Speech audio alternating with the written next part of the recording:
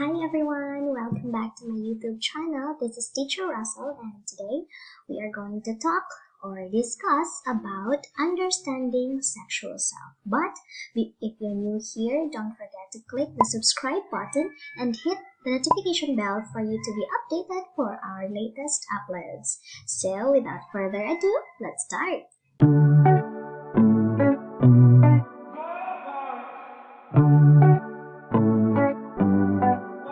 Karon. So, muli siya kinatasan nga topic, no, sa understanding the self. And also, I believe, no, as I've experienced, it's the most exciting, most, say tawag ano, kanabitang gubot, no, during face-to-face when we were talking about sexual self, mahugyaw, gid ang tibuok klase, ug ambot kaha, no, nga, no.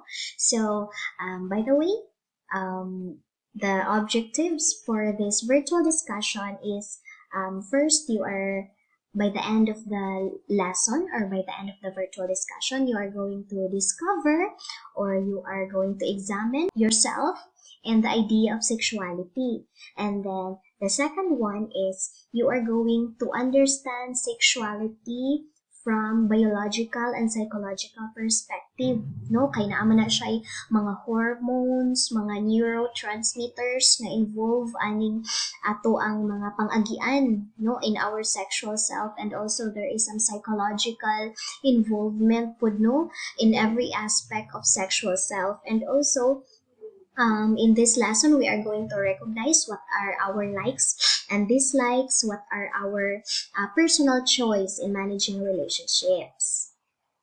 So now, we will start kung kanus ang magsugod ang tanan, kanus ang magsugod ang kausaban sa ato ang panglawas physically and psychologically. So, what happens to your body during puberty? So it is a stage wherein the boys and the girls will experience and see mga klaro nga mga kalainan or pagbag-o sa ilang mga lawas, no. It's the time where we experience nga hala namukol na lagi ko, or hala kanang murag lain naman akong tingog for the males ingon ana ilang mabantayan, no. So for talking, kung unsay mahitabo on both bodies, we may experience mga acne. So, kung nakabantay mo ang pag magsugod na tagdalaga, around high school, junior high school, no, naanay magsugod og gawas nga mga pimples on your face, on your body, some kay naa sa lawas, kani naa sa likod, naa diri sa dughan, diri sa liog, ana ang uban jud kay dinhi gidaghan kaayo sa face, no. So, it's one of the visible signs that you are on the stage of puberty, which is ang imo ang lawas or imong hormones naga-change na and naga-form na siya into a full mature person physically, no. So and also you will start to sweat more, no, paningtunak ka, dayon na anay medyo baho ang imo ang mga singit-singit, ang imong ilok makabantay ka nga mura na jud, no, na nagi something manimaho, no. So as you grow on the stage of puberty, and also we will grow hair sa ato ang mga ilok, no, naa diri nanay manubo diri nga kanang mga balhibo nga baga ra ba, no. So others are very lucky kay wala kayo sila balhibo, others are mas lucky pa jud, no, kay daghan pa sila mga balhibo gid kaayo sa mga kailokan, no. So, and also other changes that we experience is hair magtubo sa atong mga genitals, no. It's called pubic hair, na anay mga lublob nga ato ang mga mabantayan right down there, no. Those are some shocking changes na ma-experience nato during puberty, in which not all parents, Filipino parents, were able to discuss and were able to educate us, no. Kasagara kita ragi mag-discover sa atong kaugalingon about ani, no. That is why sexual self is taught in the school, so that students or adolescents and teenagers like you would know or will be educated that all these changes that we experience in our body were all normal. Dayon unsa di ay nahitabo, ngano di nahitabo ni? Ayun ay na. And also we may grow more hair on our arms and legs. Dayon ang hair nato could possibly get darker, ana din Dayon na mga growing pains. If you remember, sa unang panahon, makadula taw Chinese garter nga habog kaayo, makaambak yun ta. Then as we grow older, murag, hagoy, kapanakit naman ang mga likod, ang mga, may mga batang, na may mga tuhod, nga murag medyo musuol naman, no? So those are examples of growing pains. And it's part of the changes of the human physique, no? Now, for the males, they have this very different changes, of course, no? Ang mga tingog sa mga lalaki kay medyo mo deep na siya mo. Hello. Amo ana na kaayo, no? Dayon, matingala ka kay mausab ang ila ang lawas, but eventually it's totally normal. And also, maklaro na po ang ilang Adam's apple, no? If you can see the actor, Cha Yun-woo, no? So, klaro kayo yung Adam's apple. No, so it might get bigger and more visible as this happens, no. And also for males, your penis and your testicles get bigger, no. Medyo mudako na mo expand na ang inyo ang sexual reproductive organ right down there, no. And also you will make tubo the hair in your face, and then your chest and your back medyo mubalbons na, no, some of the males, but some dili naman kaayo visible ang ilang mga hair growth. Dayon ug makabantay mo ang ilang chest for the males, or ang inyong chest kay mo lapad siya and mo broad, no. So you may also have swelling around your nipples during puberty, and this can look like the start of breasts, but it's kasagara mawala raman pud siya. But this happened to about half sa males. Like I said, dili tanan manubo daghan balhibo. Naagya po yung mga males nga mo ulitaw sila nga dili ra kaayo ingon ana ka balhiboon, ilang dughan, ilang mga bukto, ilang likod, ana ilang nawong, naragad gihapoy mga instances that ingon ana ang kuan ila ang physical changes during puberty. Now, for females naman, no? So our breasts develop and get bigger. So no, mudako ang atoang muna siya gitawag sa Bisaya nga pagpamukol, no? Mamukol na ka, and then it's the time wherein our parents or our primary caregivers moingon na dayon nga, huy, mag-practice na gid kag baby bra kay ang imuang breast or ang imuang panutoy medyo klaro na kung inigsuot ni mong sanina, and it is not dili siya nindot lang tawon if you are going to roam around tapos namukol ka tapos medyo unsa ni kanang gatubo imo ang didi, and then dili ka magbra. That is why gina-practice ta sa atong parents, no, kiwa pa siya permiro, di ba, nga magbra. You will wear sports bra, you will wear mga baby bra kanang mga non-wired bitaw kay sakit pa man kaayo na siya before. But then again, as time goes by, makiwahan na dayon ta kung maglakaw ta nga dili ta nakabra kay tungod ang breast na to is ning big naman, ning develop naman siya, no. So it's part of magdalaga muna siya tawag ana. And then our hips get wider and our body may become more curvy. So ang sa hawakan medyo mo curve na or mo forma na, no, if mo undergo na ka of physical changes. And also you will start getting your period. So it's the stage wherein you will have your menstrual cycle, no. Eventually class, when you start your menstrual cycle, ang first few months dili pa na siya perminti, dili ingon ana kadaghan, and hangto na siya, I think kung dili ko nasayop isa ka tuig siya, ay pa ka mag-maintain atong menstrual cycle nga maburos na jud ka. Dili pasabot na pagdugo nimo karon na dugo na gid ka kay maburos na jud ka ana dayon. So no naga-mature gihapon man ang imuang matres paana nga time. So no naa siya due long period or sa long period of time wherein i-fully develop pa niya ang imuang matres, no, and imuang panudlanan, bahay bata. So ingon ana, ang uban perminti dugon kada bulan, ang uban naa gani twice a month. Some females, if they have problems, dili kaayo perminti nagadugo, but as you can see, it's part of maturity of the female physique. no? So also our sexual part or our intimate part down there will change color and will grow bigger. So kung makabantay mo, medyo mo dark na siya, medyo dili na siya nindot lang tawon, no? So it's part of the changes or hormonal changes of the female reproductive parts. So now we will going to talk about erogenous zones. Now, unsa di ay ng erogenous zone sa atong body? By the way, class, erogenous zone was popularized around 1960s or 1970s, no? So it is an area of the body that are highly sensitive to stimuli and are often but not always sexually exciting. So it's the part wherein dali ta makafeel og gilok. It's the part where insensitive kaayo na siya.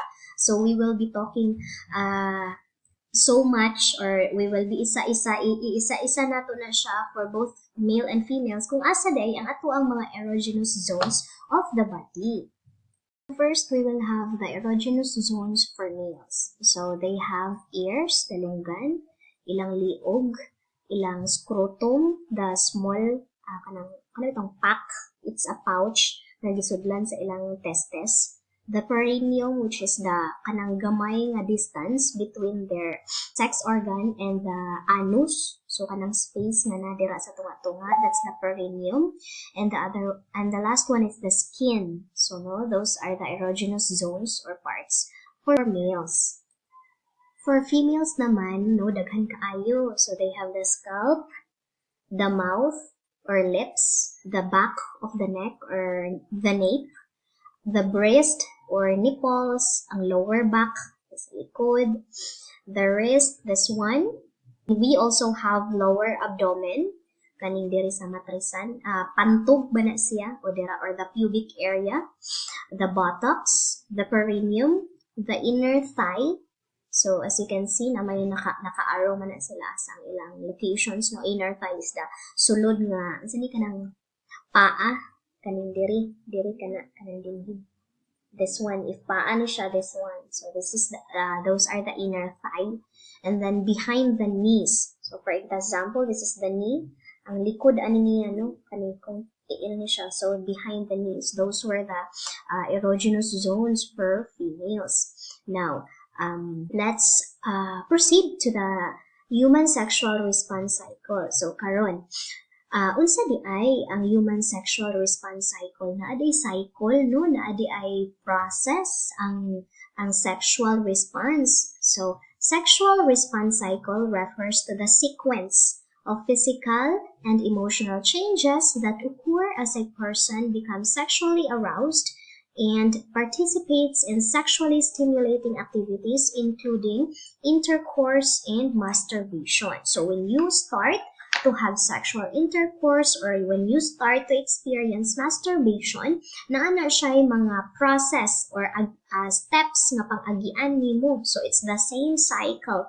That is why it is called the human sexual response cycle.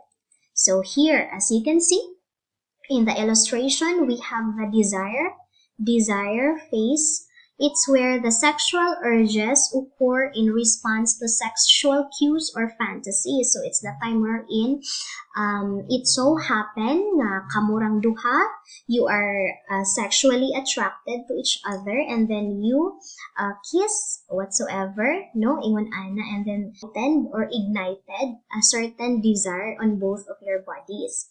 Now here comes the arousal. So arousal stage is a subjective sense of sexual pleasure and physiological signs of sexual arousal. So in males, the phenyltumescin or increased flow of blood into the penis, and in females naman, it's called vasocongestion. So it's the blood pools in the pelvic area. So muna siya kung sa Bisaya pa is ninggahi, no? So both of the sexual reproductive organs of both male and female will arouse or will erect, no? So it would lead to lubrication, and basically for the females, the breast will tighten, no? Mura siya mugahi, gid siya same reaction from both the sexual organs of both male and the female. So, mo-erect ang nipple. So, it's the arousal stage. So, after that one, nag-kiss-kiss na mo, and then for the arousal stage, nangautgan na, ning kuan na, ning arouse na ang inyo ang both intimate part of your bodies, here comes the plateau phase. So, it's a brief period of time before orgasm. So, it's the space between the climax, no? So kana bitong it's coming, it's getting there. So it's the plateau phase. So next we have orgasm phase. The orgasm in males is a feeling inevitability of ejaculation. So orgasm basically is katunang nagawsan or nahumana for both males and females. So orgasm phase is the moment where you reach the climax successfully. So in females, you will experience contractions of the walls and the lower third of the vagina. So medyo mag-swell ang imong vagina, or you will feel the intense feeling after. You will feel the intense feeling nga kabalo ka na, oh my god, this is the orgasm phase. It's where the part wherein I can say I'm done. So ingon ana. And then now, the resolution phase is the decrease of arousal. So it occurs after orgasm, particularly in men, because, fun fact, during sexual intercourse class, after the orgasm phase, the man would experience resolution phase or pahulay, or after nila magawsan, they will have certain time wherein they will subside their uwag, and then after series of minutes, ay hara sila mobalik na pod og biga. However, for the females, it's different. They can continue until infinity. No, manda, yun lagi. Pak, no? Mirisi, yun ninyo yun. For the females, after their orgasm phase, they have the ability to switch immediately into balik, into desire phase. No, ingon ana ang difference between the male and the female. So now, let's proceed to understanding the chemistry of love and lust, no? So, naadi ay chemistry or naadi ay scientific explanation ang ato ang lust nga na-feel and love nga ato ang na-feel. Okay, so we will have the first stage, which is the lust. So, lust is a wild feeling. So, wild with desire stage. So, it is a stage wherein nang hinangop ka, nang gigil ka, nga murag, it is a feeling of you want to own or to have that person physically. That is lust. And it is dominated by sex hormones, estrogen, and testosterone. So, they were in charge to make you feel the desire that you feel towards the other person. So that is the stage 1 or the lust. The stage 2 is the attraction. So after you compensate with your feelings, after couples are heady in love and overcome the feelings of lust, here comes the stage 2, which is the attraction. So when we say attraction, you are getting into kana gitawag na to cloud 9, no? So you are done with the ansani ka ng panlabas na anyo lang. You are done with the desire that you have to spend to your partner. So in this time, attraction, you will be experiencing kana bitaw mura ka gibayaw sa langit, no? Maghuna-huna lang ka sa imong uyab or sa imo ang partner, you will be very happy. Mukatawa lang kag kalit, bisag walay katawanan, then makadumdum ka niya, then mungisi ka, and then you don't like to fall asleep. Nung kaniuso ka, ayun ni, kanang islabig bag-o pa bitaw. You will experience to kanang mag-text-text, magtawag-tawag, then hagoy tama na jud kadlawon, no? Dili mo kabantay sa oras kay kamong duha puro mo gamaag, no? Nangaangats na mo, no? Nangaangtsa mong duha. So it's the stage 2 of falling in love, in which there were 2 neurotransmitters who were in charge in this feeling that we have, no, during attraction. It's the dopamine and the ang norepinephrine mo man siguro na pag-pronounce, no? So these two neurotransmitters were in charge sa kanang bitong feeling nimo. Si dopamine class, siya ang in charge ng feeling nimo nga nakadaog kag loto, no? Basta kuyog nimo imong uyab, kuyog nimo imong crush, kuyog nimo imong partner or ang imong other, a significant other.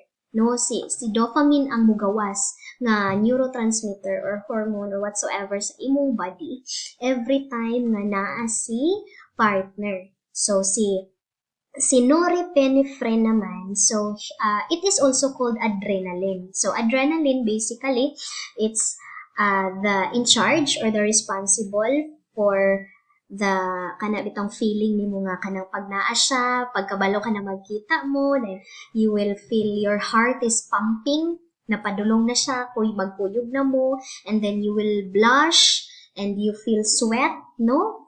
Around, no? Kanang murag mag-alipasa muna siya nga feeling. So ang in charge ani is the adrenaline or what we call as norepinephrine.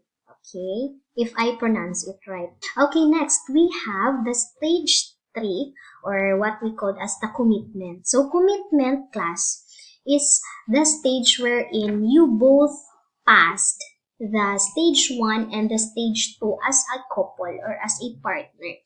You both pass the lust that you feel towards each other, and you passed the attraction that you feel towards each other, and still you complement each other. So here comes the stage 3 or the commitment. So commitment class is where people or both of you decide to spend or depend on one another, and you decide to spend together. No, you spend time together, not just for a short period of time, but you have plans na. That is commitment. So it helps couples grow bonds and feel connected to each other. It is the part or the stage wherein you share future goals, you share your aspirations together na dayon nga dili lang more than just the desire, dili lang sa inyo ang attraction towards each other, but you share na dayon kung unsay ganahan nimo puhon nga pamilya, or basically you would end up marrying each other, no? So moabot mo sa ingon ana na stage. So there were two hormones that were in charge in the stage 3 or the commitment, the oxytocin and the vasopressin. So the oxytocin is also called as the cuddle hormone. Cuddle nga katong kugos inana. So it's also called as the cuddle hormone. So meaning when ma-release siya sa imong body, muna siya imong mabatian every time nga gunitan ka sa imong partner, mag-eye contact mo, or ansay tawag ani, you feel connected with someone, no? So you feel loved, you feel secured, and you feel at home kanang ingon ana. Si oxytocin ang in charge ana nga hormone.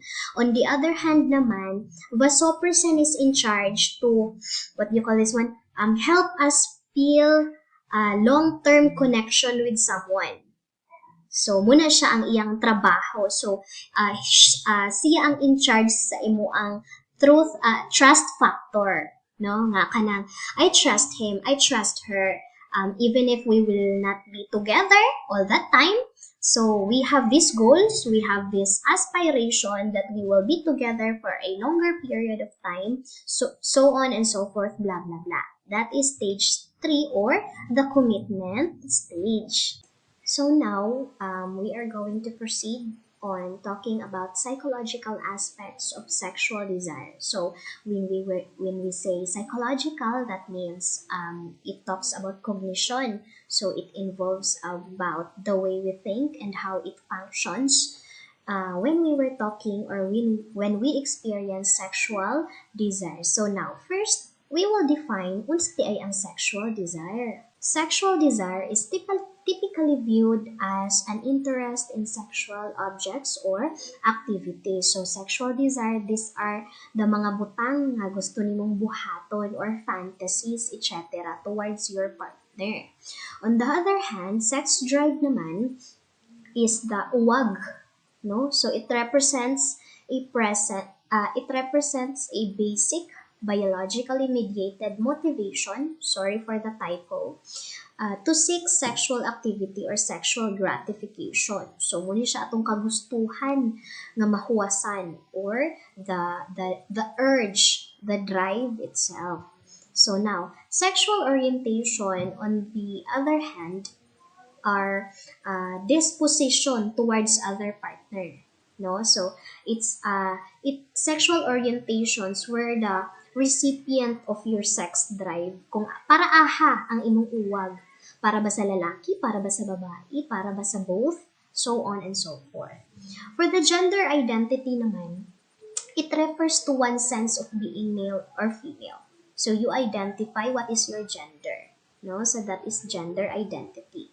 So now, we will also talk about personal values and sexual responsibility. Why? It is very important because we cannot do sexual actions or activities without knowing the consequences of each actions. That is why we need to talk about personal values and sexual responsibility. Now, sexual responsibility means you are making informed decision and safer sex choices, and it includes of course abstinence. So we will talk about unsa nga klase ka na partner, unsa nga klase imong partner. Do you like to have multiple partners, or do you stick with just one partner? Because it's very important to talk about that one. Make sure that you are very kana bitaw matan ba, or say other term ana oy kana bitaw magbantay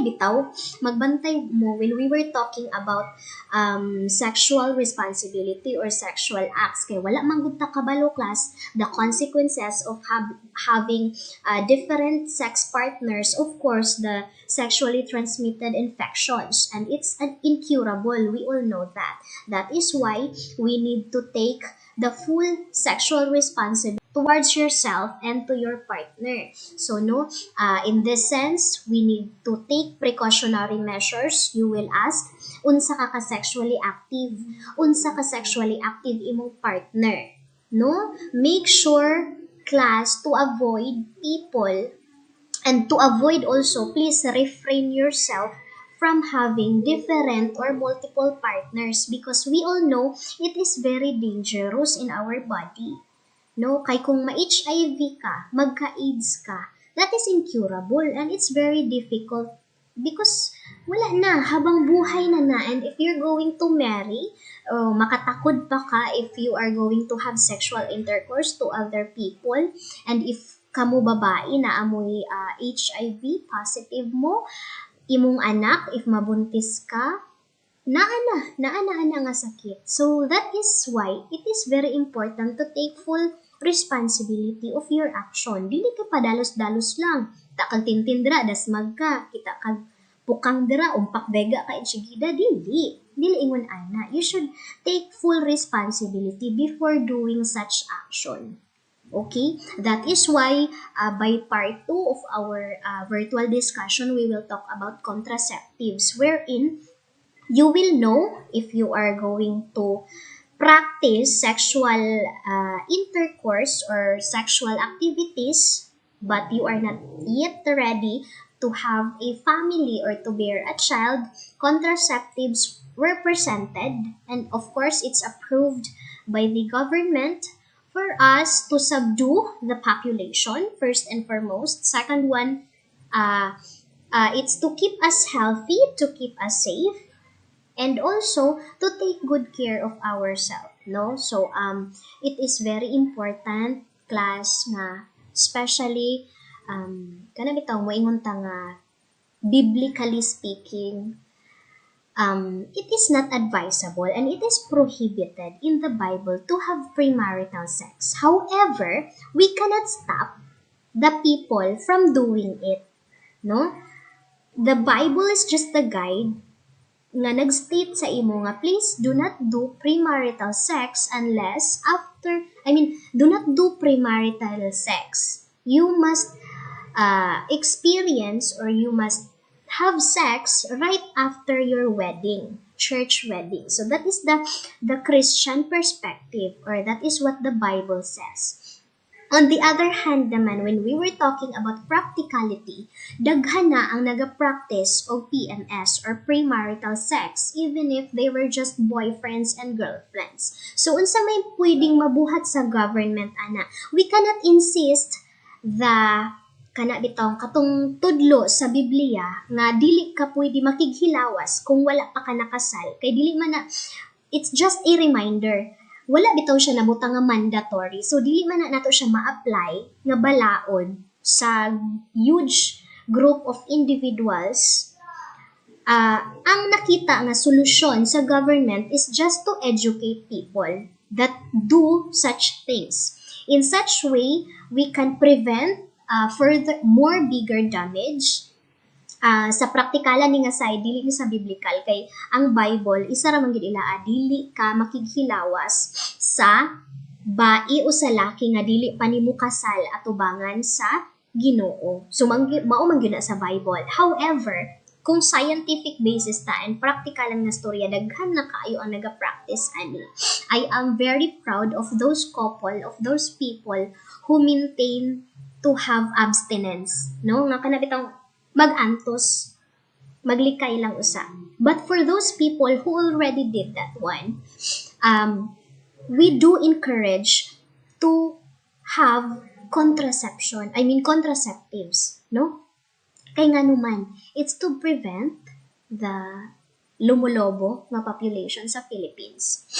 And also, it's to keep us safe. For example, if you have multiple partners or your partner has multiple partners and you don't know about it, so better use condoms, or if you don't want to get pregnant, ang babae mo use ka og contraceptive nga mga pills, mga patch, so on and so forth, that we will discuss more in in part 2 of the sexual self virtual discussion.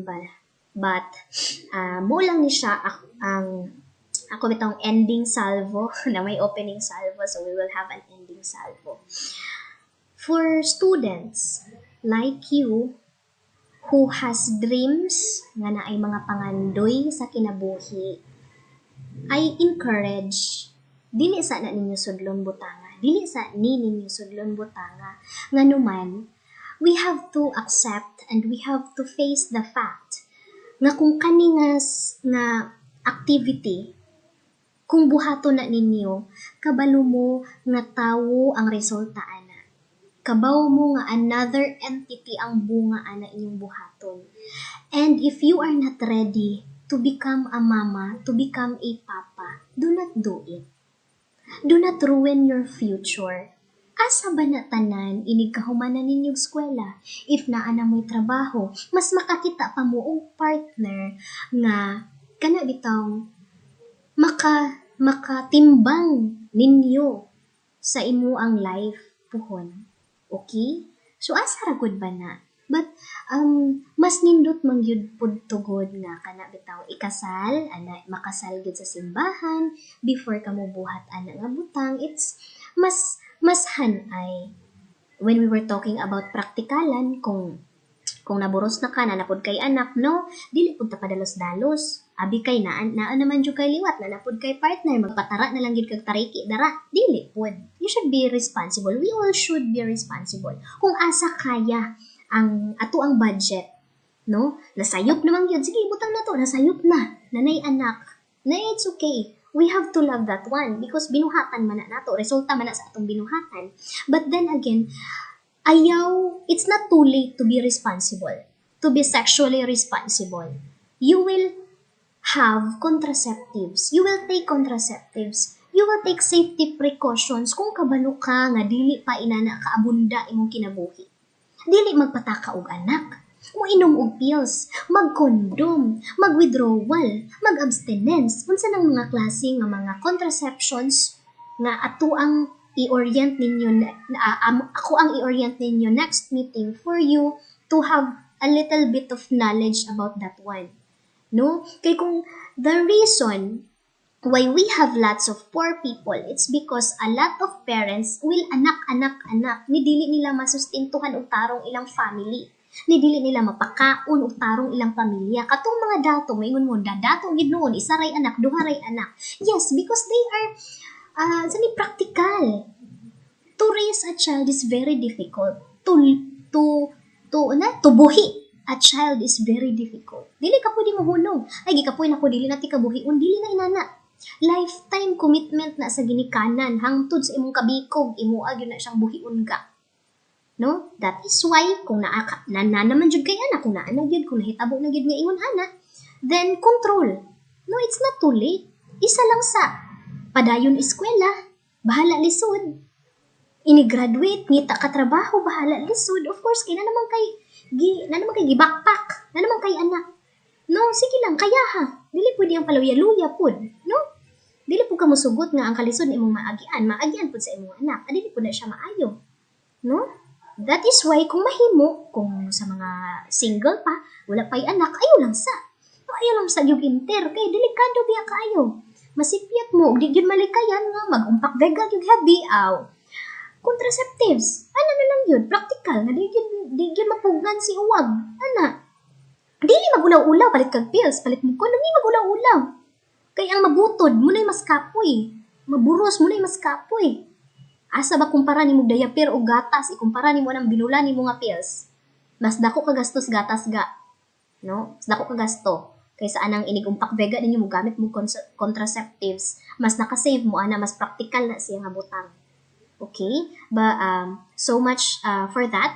No? So I hope you learned something in our virtual discussion.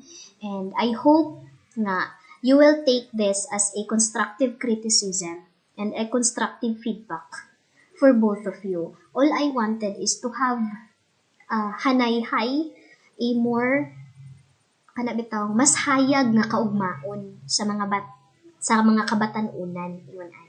So for next meeting, we will discuss about the contraceptives, the brain activities, what are the types of contraceptives, unsaon na siya paggamit, unsay pwede o dili pwede ana nga mga contraceptives, so on and so forth. And thank you so much, class, for watching, and bye-bye!